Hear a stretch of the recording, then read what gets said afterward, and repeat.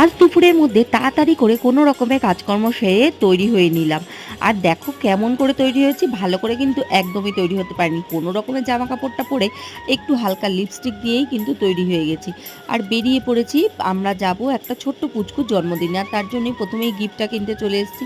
আর যাচ্ছিলাম আমি আর ছেলে, কর্তামশাইকে বললাম একটু পৌঁছে দিয়ে আসার জন্য। তাই কর্তামশাইও একটু পৌঁছে দিতে গেল। আর এই দেখো চলে এসেছি আমাদের জন্মদিন বাড়িতে। আর যেহেতু পুচকু বাচ্চার জন্মদিন, তাই সমস্ত আয়োজনটাই কিন্তু দুপুরবেলা হয়েছিল। রাত্রিবেলা ও নাকি তাড়াতাড়ি ঘুমিয়ে পড়ে।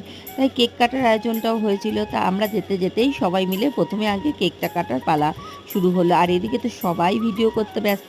ও কিন্তু কেক কাটার সময় বেশ এক্সাইটেড ছিল। সমস্ত বাচ্চারা মিলে কেকটা কাটিং করে নিল। তারপর তো ওকে কেক খাওয়ানোর পালা, কিন্তু সে বাবু কি আর কেক খায়? যাই হোক, ওকে চেষ্টা করেও কিন্তু কেক খাওয়ানো যায়নি। তাই আমরাই কেক খেতে শুরু করে দিলাম। চলো আজকে এই ভিডিওটা এখানেই শেষ করছি। পরের ভিডিওতে দেখাবো এরপরে আমরা আরও কী